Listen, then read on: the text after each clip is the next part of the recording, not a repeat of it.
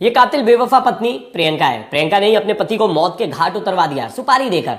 और उसकी आपने पहली वीडियो तो ये वाली देखी होगी जिसमें ये बैठ कर चिल्ला चिल्ला कर रो रही थी। अभी दूसरी वीडियो सामने आई है। दूसरी वीडियो कुछ दिन पहले की है और इसके पति ने इसे रंगे हाथों पकड़ लिया था फोन पर किसी से बात करते। आपने कैसे अपने पति से लड़ रही है, पति बोल रहा है मोबाइल दिखाओ, किससे बात कर रही हो वो बताओ, नहीं बता रही, बोल रहे नहीं बताऊंगी, क्या करना है कर लो, और तमाम तरह के आरोप अपने पति पर लगा रही है।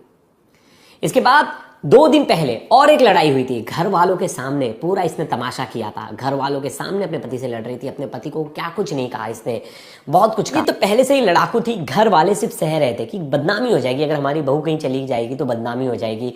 अगर समाज में बात पता चल जाएगी बहू का किसी से अफेयर है और वो भी अपने समाज के किसी लड़के के साथ जो कि हमारे बेटे से उम्र में बड़ा है, 33 साल उसकी उम्र है, और वो क्या चलाता है ढाबा, और उससे अगर हमारी बहू का अफेयर है और ये बात समाज में पता चल जाएगी तो हमारी बड़ी थू होगी, हमारी बदनामी होगी। इस डर से घर वाले सहते रहे। प्रियंका के ससुराल वाले बहुत दिनों तक ये सहते रहे। लेकिन जो उनके पति हैं देवकृष्ण पुरोहित, लेकिन अब सब्र का बांध टूट पड़ा था। अब ऐसे में जो उनके पति है पुरोहित, देवकृष्ण पुरोहित, वो परेशान हो गए थे और वो लड़ाई करना शुरू कर दिए कि तुम किससे बात करते हो बताओ, तुम किससे अवैध संबंध है तुम्हारे बताओ। और इन तमाम चीज़ों की वजह से आज देवकृष्ण हम लोगों के बीच नहीं है, क्योंकि पत्नी को लगा अब ये तो हर किसी को बता देगा मेरे रिलेशनशिप के बारे में, बदनामी मेरी होगी, मेरे घर वाले मुझे ही दोषी ठहराएंगे।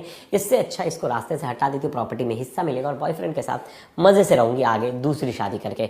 इसकी प्लानिंग वेल सेटल थी, अच्छे से इसने प्लान कर लिया था। लेकिन इसे लगा कि जिस तरह से ये स्टोरीज देखती है क्राइम की, कोई मार के किसी को बच जाता है, वैसे मैं भी बच जाऊंगी। लेकिन पुलिस ऐसे ही नहीं बैठी, पुलिस ऐसे 100 केसेस डेली निपटाती है। और यहाँ एक छोटे से क्लू से ये फंस गई, और फंसने के बाद इसने जो नौटंकी की वो नौटंकी तो आपने देखी है। पर कौन करता है इतनी नौटंकी, इतनी प्रोफेशनल नौटंकी, रो रही है, मतलब कोई देख के बोलेगा ही नहीं, बोलेगा यार कितना दर्द है। अगर मैं भी पहली बार देखता तो मैं बोलता अरे पति के जाने का बहुत ज़्यादा गम है और उसी को लेकर रो रही है। लेकिन शुरुआत कैसे होती है? सबसे पहली गलती तो पिता की थी, इनके लड़की के पिता की। मैं बोलूँ क्यों पिता को आरोप लगा रहा हूँ, क्योंकि 15 साल की उम्र में आपने अपनी बेटी की शादी करा दी। आपने अपनी बेटी को ठीक से पढ़ाया लिखाया नहीं, कुछ नहीं, नाबालिग थी तब आपने उसकी शादी करा दी। अभी उम्र उसकी 27 साल है, 10 साल पहले आपने उसकी शादी करा दी। अब शादी के बाद कुछ टाइम तक ये मैके नहीं आई, फिर मतलब कुछ टाइम तक ये ससुराल नहीं गई, मैके में रही। फिर कुछ टाइम बाद इसे अपने ससुराल भेजा गया। ससुराल गई, वहाँ पति से इसकी नोकझोंक होती थी, क्योंकि इसको प्रॉब्लम थी पति के कलर से। ये बोलती थी कि मेरा पति काला है और मैं गोरी हूँ, समाज में लोग मेरा नाम रखते, मुझे चिढ़ाते। अब इस बात से लेकर इसे बहुत ज़्यादा परेशानी थी। अब ऐसे में जो देवकृष्ण थे, जो इनके पति थे, उनके पिता गुजर गए थे, तो वो मसाले का बिजनेस वो संभाल रहे थे। तो ऐसे में मसाला फैक्ट्री में रहना, मसाले के साथ रहना, तो हाथ पैर ये सब गंदे हो जाते थे बहुत ज़्यादा, और बहुत थके रहते थे। ऐसे में ये उसके हर बातों से चिढ़ने लगी थी और ताने मारती थी कि तुम कितना कमाते हो, मेरे घर वालों ने तुम्हें मुझे कहाँ ही ब्याह दिया तुम्हारे यहाँ। और 10 साल हो गए थे, 10 साल बाद अब इसे अपना पति बिल्कुल भी पसंद नहीं आता था। अब ऐसे में इसने आस पड़ोस का ही एक लड़का ढूंढा। लड़का क्या, 33 साल का आदमी, इसकी उम्र 27 साल, इसके पति की उम्र 29 साल, और जो इसका बॉयफ्रेंड है कमलेश, उसकी उम्र 33 साल। वो एक ढाबे पे, मतलब वो हाईवे पे एक ढाबा चलाता था और उसका मालिक था। उससे ये जुड़ गई, इन्हीं के समाज का था, और उससे बातचीत करने लगी। धीरे धीरे एक प्रोग्राम में मिले थे। अब यहाँ से अफेयर शुरू हो गया, फिर मिलना शुरू कर दिया इन्होंने, शारीरिक संबंध बनाए। अब धीरे धीरे ये घर में रहकर घुटन फील होने लगा। अब ये बोली कि रहूंगी तो मैं तुम्हारे साथ ही, तुम अच्छा पैसा कमाते हो, सब कुछ बढ़िया है, लाइफस्टाइल भी तुम्हारी सही है, लेकिन पति को छोड़ना पड़ेगा मुझे। और मैं नहीं चाहती कि मैं उसे ऐसी आसानी से डिवोर्स दे दूँ। मैं चाहती हूँ कि उसकी प्रॉपर्टी में मुझे हिस्सा भी मिले, पैसा भी कमा लूँ, मैं तुम्हारे साथ भी रहूँ, और तब सही रहेगा। ऐसे में लोग बोलते हैं कि यार मर्डर करवाना पड़ेगा, तो बोलते तुम मत मर्डर करना, किसी से मर्डर करवाओ। अब ऐसे में फ़ायदा क्या रहेगा कि तुम बच जाओगे, गलती से फंसेगा तो जिसने हत्या की वो फंसेगा और हम लोग के चांसेस कम रहेंगे। ऐसे में ये लोग प्लान बनाते हैं। ये अपने मैके चली जाती है वापस से, और 31 मार्च को अपने पति को, अपने बॉयफ्रेंड को बुलाती है और बोलती है कि कमलेश को, कि बोलती है बताओ क्या करें। तो बोलता है मेरे पास एक बंदा है सुरेंद्र, उसको 1 लाख रुपए देंगे, 1 लाख रुपए में हत्या कर देगा। सुरेंद्र से मिलती है, बोलती है मारना है, मैं रात को दरवाज़ा खोल दूंगी, घर में आना, मारना और चले जाना। तो तारीख तय होती है 4 अप्रैल। 4 अप्रैल से पहले इन लोग एक बार बात करते हैं और बोलते हैं कि हम लोग 4 अप्रैल को कोई किसी को कॉल नहीं करेगा, क्योंकि ये प्लान के तहत था कि अगर कॉल कर देंगे, बाई चांस कॉल हिस्ट्री में किसी की लोकेशन, किसी का नंबर निकल कर आया तो परेशानी होगी। अब ऐसे में ये लोग किसी को कॉल नहीं करते, फ़ोन नहीं करते, और 4 अप्रैल की डेट तय होती है। लेकिन उस दिन सुरेंद्र जो है इन लोग को गच्चा दे देता है, बोलता है नहीं मैं उस दिन हत्या करने नहीं आऊँगा। अब जिसके बाद अगले दिन ये लोग बोलते चल पैसा दे वापस, तो एडवांस इन लोगों ने 50,000 रुपये दिए थे, एडवांस मांगने लगे, बोले 50,000 रुपये थे, तेरे से नहीं होगा। तो इसने बोला रुको तुम्हारा काम हो जाएगा लेकिन थोड़े दिन का समय दो।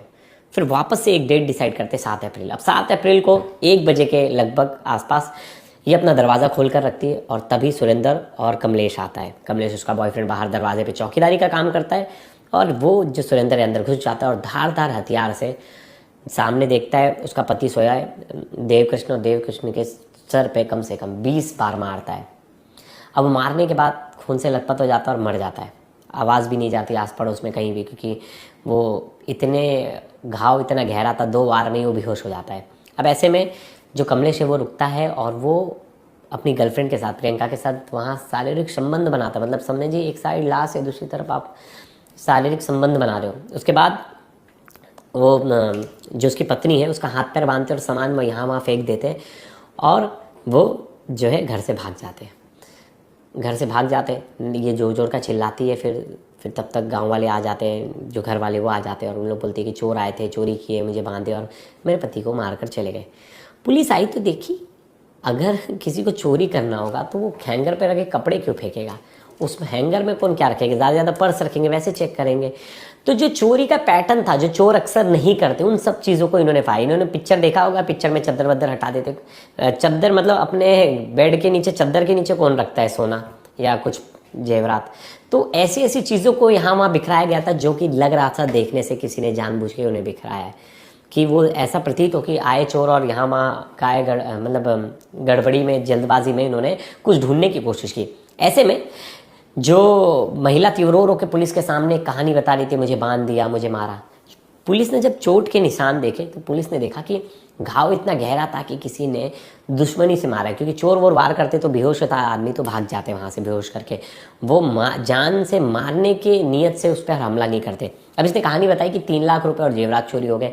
पुलिस ने ढूंढा, लिस्ट मांगी, क्या चोरी हुआ क्या नहीं। पुलिस ने फिर तफ्तीश की तो पता चला जिस गहने के बारे में बोल रही है चोरी हुआ है, वो तो चोरी नहीं हुआ, तो घर में।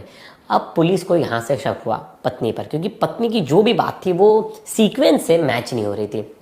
अब यहाँ जो है पत्नी पर शक हुआ, पत्नी की कॉल रिकॉर्डिंग्स निकालना शुरू कर दी गई। कॉल रिकॉर्डिंग्स और जो उनके डाटा थे पता लगाने की कोशिश की CDR से कि कब कब किस से बात करती। तो एक नंबर सामने आया, वो नंबर आया कमलेश का, और कमलेश के बारे में थोड़ा बहुत घर वालों को जानकारी थी। अब कमलेश तो ये रेगुलर बात करती थी, कमलेश भी रेगुलर बात करता था। फिर कमलेश की लोकेशन निकाली गई तो कमलेश उस दिन वहीं आया था। और कमलेश ने लास्ट कॉल किसे किया था? सुरेंद्र को। तो सुरेंद्र की भी लोकेशन देखी गई तो सुरेंद्र की भी लोकेशन वहीं थी। अब ऐसे में पुलिस को शक हुआ कि दाल में कुछ काला है, और पुलिस ने मोबाइल फ़ोन मांगा तो बोला नहीं, मोबाइल फ़ोन लेकर चले गए, चोरी हो गया। फिर इस पुलिस को लगा कि ये भी झूठ बोल रहे हैं, मोबाइल फ़ोन चोरी हुआ है और इस बात में कहीं भी दम नहीं है। अब पुलिस ने फिर प्लानिंग के तहत तुरंत पुलिस ने बोला कि हमने एक आरोपी को पकड़ा है जिसका नाम सुरेंद्र, उसने सब कुछ सच बता दिया। अब इतने में वो डर गई 6 घंटे बाद ही, और उसने बोला हैं ये तो कैसे इन्होंने पकड़ लिया सुरेंद्र को, और अभी तक सुरेंद्र को पकड़ा नहीं है। तब ये भी पुलिस के सामने फुट फुट कर रोने लगी और सब सच बता दिया। अब तब तक पुलिस ने दूसरी टीम लगाई थी और सुरेंद्र और कमलेश को जो है पुलिस ढूंढने निकल गई, और कमलेश को जो पुलिस ने पकड़ लिया। फिर इन दोनों को पकड़ा और इन दोनों से पूछताछ की तो इन दोनों ने सारा गुनाह जो है पुलिस के सामने कबूल कर लिया। इन्होंने बताया कि हम दोनों का अवैध संबंध था, मेरी शादी बहुत बचपन में करा दी गई थी, लेकिन मेरे पति से मेरी बनती नहीं थी, वो मुझे कोई लेविश लाइफस्टाइल नहीं देता था, हम दोनों का रंग भी अलग था, तो लोगों के सामने मुझे बेइज्जती महसूस होती थी।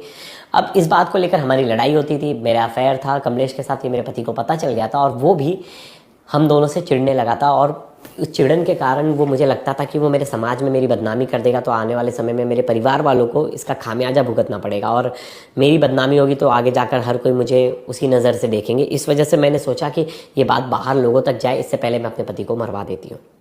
उसने पुलिस के सामने ये भी बताया कि मैं अपने पति को बहुत सालों से चीट करते आ रही थी, और पहले उसे नहीं पता था क्योंकि वो ज़्यादा ध्यान नहीं देता था इन सब चीज़ों पर।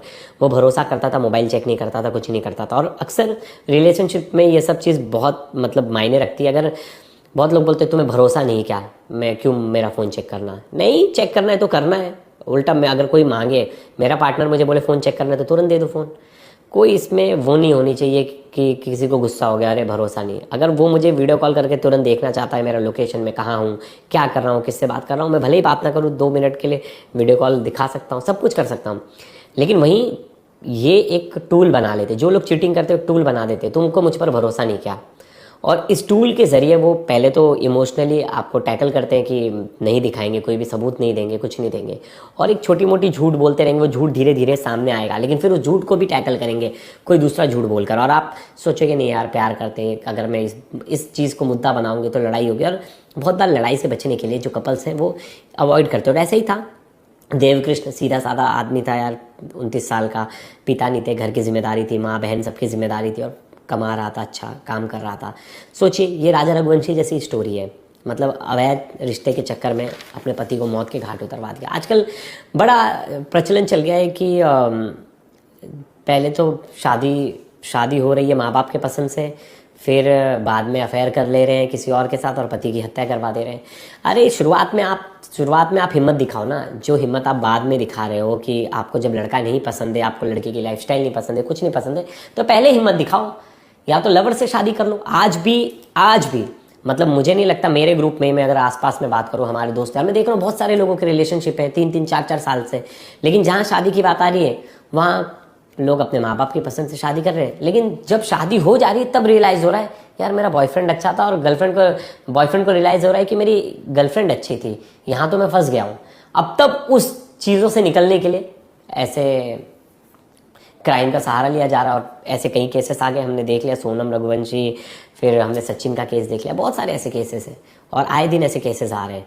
और इससे एक चीज़ तो हर किसी के लिए मतलब सीख है कि अगर आप प्यार करते हो किसी से, आपकी मोहब्बत है, आपका रिलेशनशिप है, तो आप घर से फाइट कर लो यार, बाद में जाके क्राइम करने से अच्छा आप घर पे फाइट कर लो, घर वालों को समझाओ, और घर वालों को भी मानना चाहिए, नहीं तो उनके बच्चे ऐसे ही कुछ मर्डर करेंगे। लेकिन घर वाले भी तो जिद्दी है, समाज का इतना बड़ा चादर ओढ़ रखा है कि नहीं करवाएंगे तो अपने जात बिरादरी में शादी कराएंगे, बच्चों की बात मानेंगे नहीं, और बाद में बच्चे इस तरह का मर्डर करेंगे। और कोई परिवार वाले पूछते भी नहीं अपने बच्चों को कि तुम्हारा क्या है, क्या कुछ है, कोई बात नहीं करने वाला। हम लोग AI में ग्रोथ करें, सब कुछ में ग्रोथ करें, लेकिन यहाँ हम कोई ग्रोथ नहीं कर रहे। यहाँ तो हम रूढ़िवादी विचारधारा के साथ बंधे हुए हैं, और कराएंगे तो अरेंज मैरिज, और बाद में इस तरह के हत्या होंगे। और ये हंसने वाली बात नहीं है, लेकिन कभी कभी सोचते हैं तो बड़ा भयानक लगता है कि 6-6 साल का रिलेशनशिप तो शख्स जाकर कैसे भूलेगा, और फिर जाएगा तो क्राइम करेगा। और बिल्कुल यहाँ भी ऐसा ही मामला है, बाद में जाकर लोग क्राइम कर रहे हैं, मर्डर करवा दे रहे हैं। और ये स्टोरी जो है ये भी अपने आप में ऐसी है। प्रियंका जो है, हम में से कोई वापस ऐसा कोई केस देखने को मिल सकता है आसपास में। फिर आफ्ताब वाला भी केस, लिव इन में रहने के बाद भी मर्डर। तो ऐसे तमाम तरह के लोग हैं, कुछ साइकोपैथ हैं, तो कुछ ऐसे लोग हैं कि जो अपने को बुरा नहीं दिखाना चाहते समाज में, लेकिन उनको चाहिए कि कैसे भी सामने वाला रास्ते से हट जाए और मेरी ज़िंदगी आगे अच्छे से रहे। लेकिन यहाँ पूरा परिवार जो है अनाथ हो गया एक तरह से। घर का इकलौता लड़का जो कमाने वाला था, इतना अच्छा अपने घर को चला रहा था, अब वो इस दुनिया में नहीं रहा। अब उस बिज़नेस को कौन संभालेगा, कौन काम करेगा, बूढ़ी माँ का सहारा कौन बनेगा, सब कुछ है। और इन्हें उम्र कैद से कम की सज़ा तो नहीं होगी, और देखना होगा आगे जाके कि अब प्रियंका को पछतावा है या नहीं, क्योंकि अभी पुलिस कस्टडी में है वो, और अभी तक उसका जो हाव भाव है वो सेम है। और उसके बताया जा रहा है, जो हमारे सोर्सेस वो कह रहे हैं कि उसे वैसा कुछ बहुत ज़्यादा रिग्रेट नहीं है। वो पुलिस के सामने भी एटीट्यूड ही दिखा रही थी शुरुआत में, जब उसे पकड़ा गई थी तो बोल रही थी मुझे नहीं पसंद था, मुझे कोई अफसोस नहीं। तो दोस्तों ये कहानी थी।